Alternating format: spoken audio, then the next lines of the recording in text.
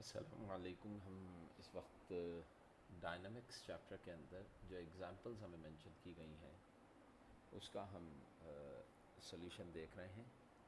तो इसमें स्टार्टिंग के अंदर आप देखेंगे फाइंड द एक्सेलरेशन, आपने एक्सेलरेशन फाइंड आउट करना है that produces by the force of 20 newton force अगर किसी ऑब्जेक्ट पे लगे जबकि उसका मास कितना हो 80 किलोग्राम। यानी कि कहा क्या जा रहा है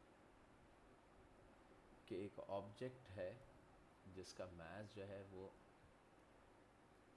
8 किलोग्राम है जबकि इसके ऊपर लगने वाली फोर्स F जो है दैट इज़ ऑफ 20 न्यूटन। तो आपसे पूछ रहे हैं कि due to this force some acceleration will produced in it, तो what will be the value of that acceleration. तो अगर आप यहाँ पे देखें तो आपको ये पता चलेगा कि मास 8 किलोग्राम आया, 20 न्यूटन फोर्स है, acceleration according to the formula F is equals to M में सेकेंड लॉ ऑफ न्यूटन। तो आप दोनों को रख के डिवाइड कर देंगे 20 को 8 से, तो आपके पास यहाँ पे जो आंसर आएगा what you will get answer, आपके पास आंसर आ जाएगा A is equals to acceleration 2.5 metre per second square.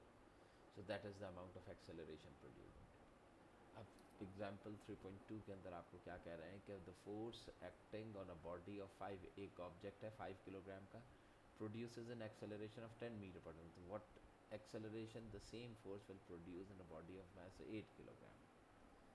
यानी कि आपको दो चीज़ें बताई जा रही हैं। पहले तो आपसे ये कहा जा रहा है कि एक ऑब्जेक्ट है जिसका मास जो है आपको वो दिया गया है और वो मास जो है पहले था 5 किलोग्राम, ठीक है। अब वो 5 किलोग्राम का मास बढ़ा के कितने किलोग्राम कर दिया गया, 8 किलोग्राम। 5 किलोग्राम के ऊपर फोर्स एक एक्ट हुई थी जिसने इस 5 किलोग्राम के ऑब्जेक्ट में एक्सेलरेशन कितना प्रोड्यूस किया, 10 मीटर पर सेकेंड स्क्वायर। ये फोर्स इसके ऊपर एक्ट हुई। अब ये फोर्स इसमें इतना एक्सेलरेशन प्रोड्यूस कर रही है। What acceleration, the same force, उतनी फोर्स जितनी ऊपर लग रही थी इस ऑब्जेक्ट के ऊपर भी we are applying the same amount of force. अब मुझे तो नहीं पता ना कि कितनी फोर्स लग रही थी, तो through this example we can find the value of F. तो यहाँ से अगर मैं फोर्स कैलकुलेट करूँ तो ये एम ए के बराबर होगी। मास जो है इसका 5 है और फोर्स एक्सेलरेशन 10 है। तो इसका मतलब क्या है कि ऊपर वाले ऑब्जेक्ट के ऊपर जो फोर्स लगी है वो 50 न्यूटन फोर्स है। तो अगर ऊपर पे 50 न्यूटन लगी है तो यहाँ पर भी आप कितने न्यूटन, 50 न्यूटन ही फोर्स अप्लाई कर रहे हैं। But the difference is that कि now the mass of the object is 8 kilogram. तो जब आपने 50 न्यूटन फोर्स 8 किलोग्राम पे, तो what will be an acceleration. तो F is equals to M में ए जो होगा वो एफ बाय एम के बराबर होगा। तो फोर्स तो वही सेम है 50 और डिवाइडेड बाय 8 कर देंगे आप। तो 50 को जब आप 8 से डिवाइड करेंगे तो what you will gate, 8 one सा 8, 8 5 ज़ा 48, 6 ज़ा 48 और पॉइंट शायद 25 जो भी आ रहा है, 6 point something metre per second x है। यानी कि जो एक्सेलरेशन, अब बताइए 50 न्यूटन फोर्स 5 किलोग्राम पे लगाऊंगा तो ज़्यादा एक्सेलरेशन प्रोड्यूस होगा। वही 50 न्यूटन हैवी ऑब्जेक्ट्स पे लगाऊंगा तो अमाउंट ऑफ एक्सेलरेशन जो होगा, जैसे 6.25 आ रहा है तो वो क्या हो जाएगा, रिड्यूस हो जाएगा। तो देख लेते हैं इसके अंदर इन्होंने एक्सेलरेशन यहाँ पे कितना कैलकुलेट किया, 6.25 एक्सेलरेशन। तो the acceleration which by which the second object is moving that is 6.25. तो if we increase the mass, यहाँ पे क्या चीज़ शो कर रहा है, हम ये कह सकते हैं कि if mass increases, अगर mass को बढ़ा दिया जाए at same force, force उतनी ही लग रही हो, so acceleration जो होगा a की वैल्यू जो होगी एक्सेलरेशन वो क्या कर जाएगा, वेरीज इन्वर्सली, यानी कि वो क्या हो जाएगा, डिक्रीज हो जाएगा, कम हो जाएगा एक्सेलरेशन। तो अब नेक्स्ट देखिए, नेक्स्ट जो है वो क्या है।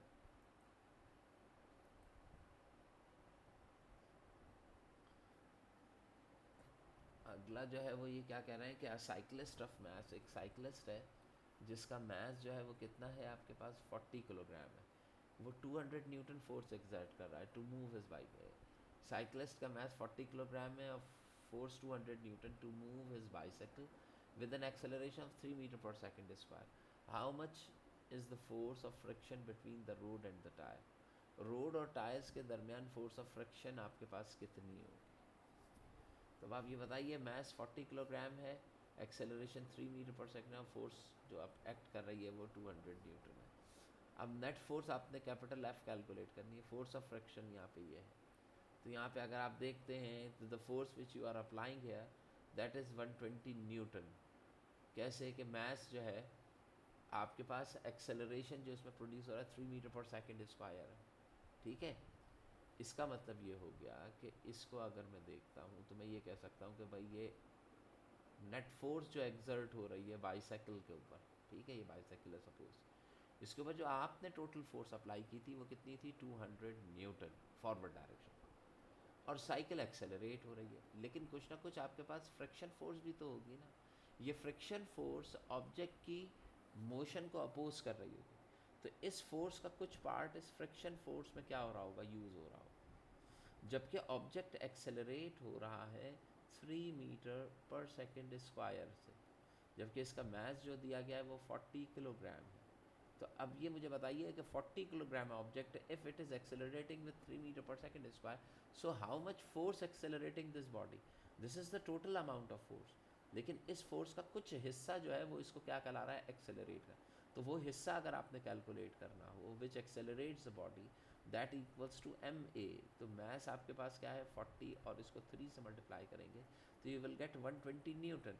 यानी कि 120 newton force is the force which moves the body और accelerates the body. Out of 200 120 newton object को मूव। तो इसका मतलब क्या है कि अगर मैं 200 में से 120 को सब्ट्रैक्ट कर दूं तो you will get answer 80 Newton. तो मैं ये कहूँगा कि ये 80 न्यूटन फोर्स जो होगी वो फ्रिक्शन फोर्स होगी। जो मसलन शुरू में 80 न्यूटन तक तो बैलेंस हो गई होगी, उसके बाद 80 के बाद से 200 तक यानी कि 120 Newton accelerates the body with this acceleration. So the force of friction should be 80 Newton, ठीक है। तो यही चीज़ यहाँ पर इन्होंने मेंशन भी किया है। ज़रा अगर आप देखें तो देखिए 120 newton force, that is the force which accelerates the body, so the total force would be the difference of 200 and 120, that is the fractional force जो कि 80 न्यूटन आएगी। अच्छा, इसके बाद वेट का कॉन्सेप्ट दिया गया है। अच्छा, ये जो न्यूमेरिकल है ये भी आसान सा है। इस न्यूमेरिकल ये आपके उसका पार्ट है तो नहीं, लेकिन फिर भी देख लें कि दो मैसेज हैं, एक 5.2 एक 4.8। तो आपको याद हो कि मैस m1 जो होता है वो बड़ा होता है और m2 जो होता है वो छोटा होता है। अटैच इन एक्सटेंसिबल स्ट्रिंग, अब आपको क्या मालूम करना है, एक्सेलरेशन मालूम करना है और टेंशन। तो एक्सेलरेशन का फॉर्मूला फॉर वर्टिकल केस, ये आपके पास केस वर्टिकल है, तो m1 m2 over m1 plus m2 into जी जब रख के इसने इधर कैलकुलेट किया है तो what you will get answer, यहाँ पे इसका आंसर एक्सेलरेशन आ रहा है 0.4। यहाँ पे एक्सेलरेशन जो आपके पास आ रहा है वो 0.4 आ रहा है आपके पास। अब अगर एक्सेलरेशन 0.4 आ रहा है तो इसका मतलब क्या हुआ कि दिस इज़ द एक्सेलरेशन, और फिर टेंशन के थ्रू जब हम टेंशन कैलकुलेट करेंगे तो इसको जब हम मल्टीप्लाई कर देंगे तो व्हाट यू विल गेट, नीचे आ जाइए टेंशन के लिए, तो टेंशन इन्होंने कितने है 50 न्यूटन। तो 50 Newton is the tension in both the strings. अब इन्होंने दूसरा केस लिया है, दूसरे केस के लिए एग्जांपल्स इन्होंने बिल्कुल वैसे ही लिए। दो मैसेस हैं, एक 6 किलोग्राम है और एक 4 किलोग्राम है। अब आपको याद हो 4 किलोग्राम मैस लेस वाला मैस वो है जो कि हैंगिंग मैस m1 होता है, और m2 जो होगा वो आपके पास क्या होगा, जो कि टेबल के ऊपर प्लेस किया गया है। तो उधर acceleration m1 m2 upon m1 over m1 plus m2 into g होता है। तो उसी के रिलेटिवली जब वैल्यूज़ पुट करके सॉल्व करेंगे तो आपके पास आंसर जो होगा वो ये आ जाएगा, सही। और इसी के थ्रू जब आपने टेंशन लिया तो 24 न्यूटन टेंशन है। उसके बाद मोमेंटम ऑफ फोर्स का कॉन्सेप्ट आया। इसमें पहला क्वेश्चन ये दिया जा रहा है कि अ बॉडी ऑफ मास, एक ऑब्जेक्ट है जिसका मास कितना दिया गया है आपको, इसका मास जो है वो 5 किलोग्राम है एक ऑब्जेक्ट का mass, moving with velocity of 10 metre. तो बताइए मास और वेलोसिटी दोनों पता लग गया आपको, तो मास और वेलोसिटी का प्रोडक्ट जो होगा, अब वो आपके पास क्या कहलाता है। यहाँ पे अगर मैं इसको सॉल्व करूँ तो वी नो कि the product of mass and velocity, देखिए मोमेंटम जो होता है वो क्या कहलाता है, मास एंड वेलोसिटी का प्रोडक्ट मोमेंटम कहलाता है। तो मास कितना है 5 है और वेलोसिटी 10 है, तो ये 50 न्यूटन सेकेंड्स जो है ये आपके पास क्या आ जाएगा, मोमेंटम। ये बताइए momentum force required to do so, 2 second में मोमेंटम इसका, पहले ऑब्जेक्ट रेस्ट में था, रुका हुआ था, फिर अचानक इसका मोमेंटम बढ़ के यहाँ तक पहुँचते पहुँचते 50 न्यूटन सेकंड हो गया, और ये कितनी देर में हुआ, ये 2 सेकंड्स तक का टाइम इसमें लगा है। तो बताइए डिफरेंस जब मैं लूँगा तो यहाँ का मोमेंटम जो है ये 0 है, यहाँ का मोमेंटम जो है वो 50 है। तो फोर्स किसके बराबर होती है? Change of momentum divided by time. बताइए मोमेंटम 50 माइनस 0 यानी कि 50 आ जाएगा, change of momentum divided by time 2 second. तो 25 newton is the force needed in order to move that body. तो यहाँ पे आंसर जो होगा वो 25 न्यूटन फोर्स का आंसर आ रहा होगा। तो अगर आप यहाँ पे देखें तो आंसर जो है वो 25 न्यूटन आपको। इसके बाद लॉ कंजर्वेशन ऑफ मोमेंटम से रिलेटेड चीज़ें आई हैं। इसमें आप ये जानते हैं कि if according to law conservation final velocity जो होती है वो m over capital M small m over capital M two v आपके पास इक्वल आती है। अब देखिए द बुलेट ऑफ मैस, यहाँ पे देखिएगा तो यहाँ पे आपको समझ में आएगा। एक बुलेट है जिसका मैस आपको कितना दिया गया है? 20 ग्राम इसका मैस है। फायर्ड विद अ गन, एक गन से फायर की गई है।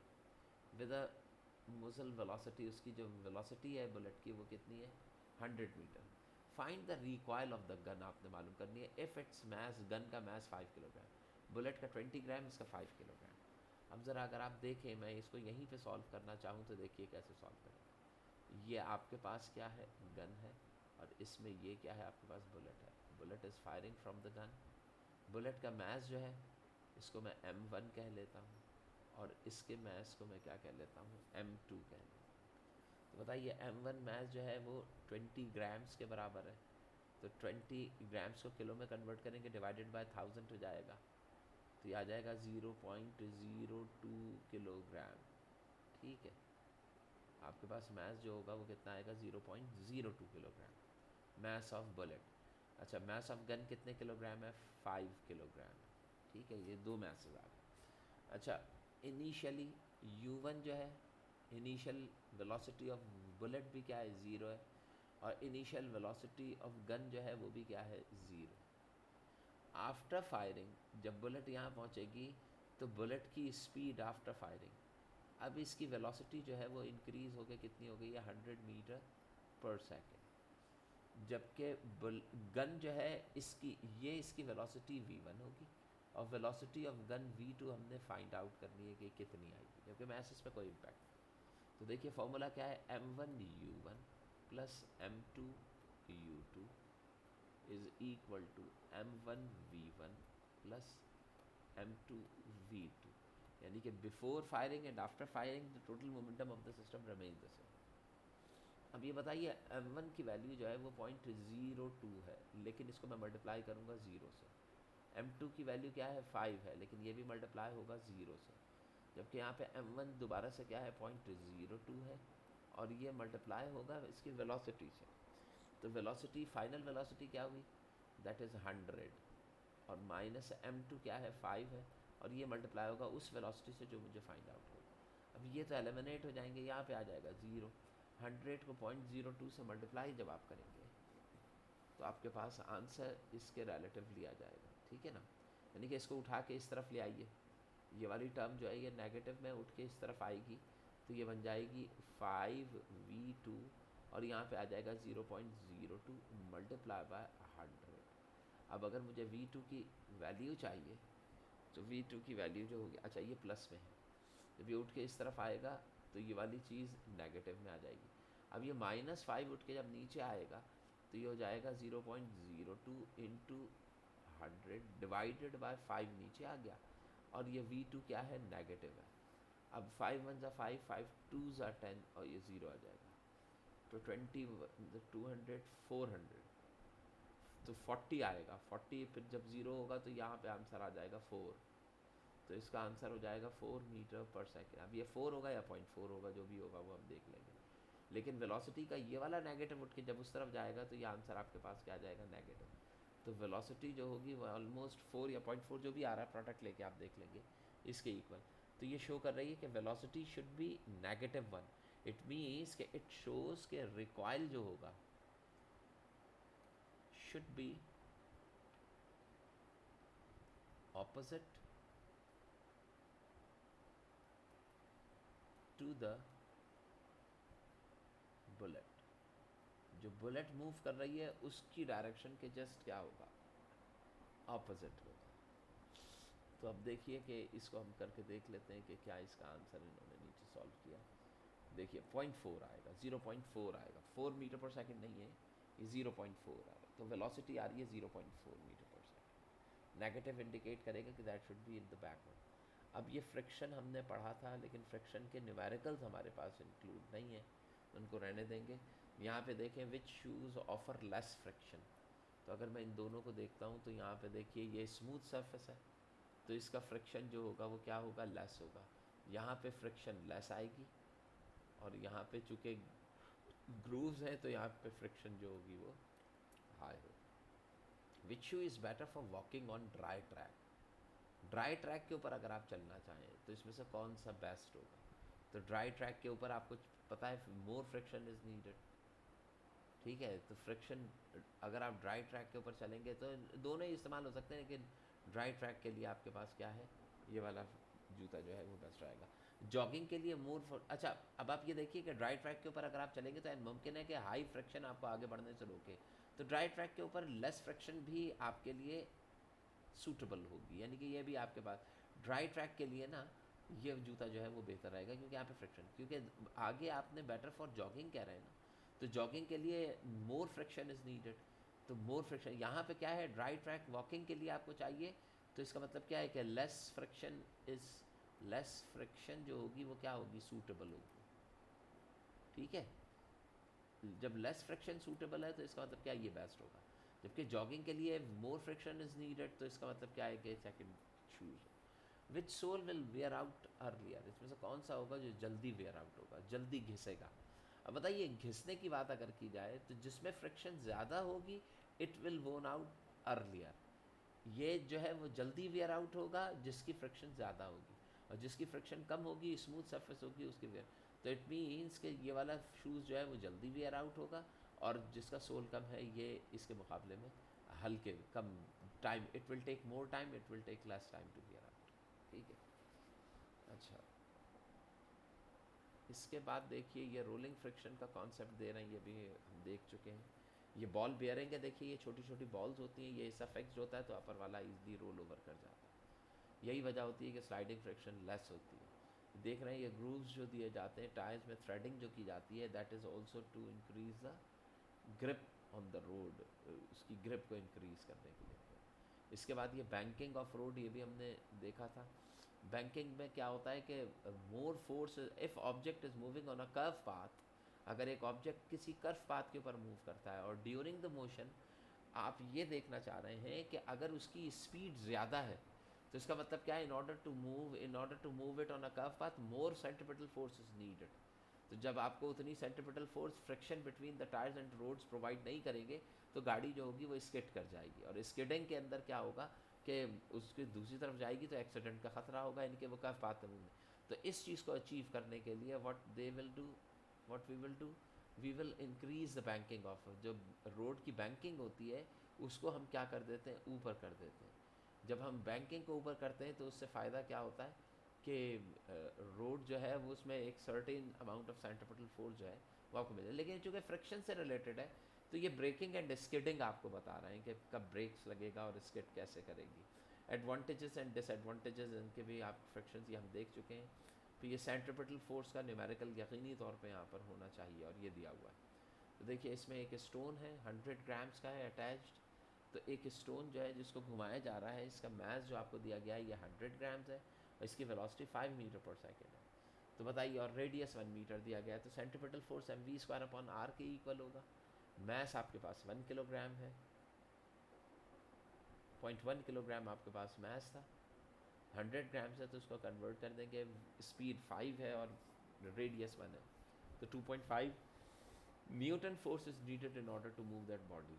अब देखिए ये बैंकिंग ऑफ रोड जो मैं उसको समझा रहा था, ये वाला एज जो है वो दूसरे कॉर्नर से थोड़ा सा ऊपर रखते हैं, जिसकी वजह से वेट का एक कंपोनेंट जो होता है that provides the necessary centripetal force which is needed to move that body in a circular order. इसके अलावा ये ड्रायर होता है, स्पिनर होता है, जिसके वजह से वाटर के जो हैवी ड्रॉपलेट्स होते हैं वो परफोरेशन से क्या हो जाते हैं, बाहर आ जाते हैं। स्पिनर नीचे लगा हुआ होता है, जिसकी वजह से क्या होता है, जो वॉशिंग मशीन होती है उसमें से जो वेट क्लोथ्स होते हैं वो इजीली क्या करते हैं, ड्राई। क्रीम सेपरेटर भी मैंने समझाया था, क्रीम सेपरेटर भी इस तरीके से जब ये रोटेट करता है तो हैवी पार्टिकल्स ऑफ क्रीम जो होते हैं वो कॉर्नर्स के ऊपर गैदर हो जाते हैं, जिसको सेपरेट कर लिया जाता है। जो स्किम्ड मिल्क होता है वो ऐसा मिल्क होता है जिसमें क्रीम को हटा दिया जाता है, तो वो इसी के थ्रू अटेन करते हैं। जो शुगर के पेशेंट्स होते हैं वो स्किम्ड मिल्क ऐसे ही ले पाते हैं कि उसमें क्रीम पार्टिकल्स अलहदा कर दिए जाते हैं। The lighter particles cream is pushed towards the centre from where it is. अगर वो लाइट देखें, अगर हैवियर होंगे तो कॉर्नर पे जाएंगे, अगर लाइटर होंगे तो वो सेंटर में आ जाएंगे। तो दोनों पॉसिबिलिटीज़ हैं कि वो लाइटर हैं या हैवियर हैं। अच्छा जी, अब हम यहाँ पे न्यूमेरिकल्स की बात करेंगे, तो इसको यहीं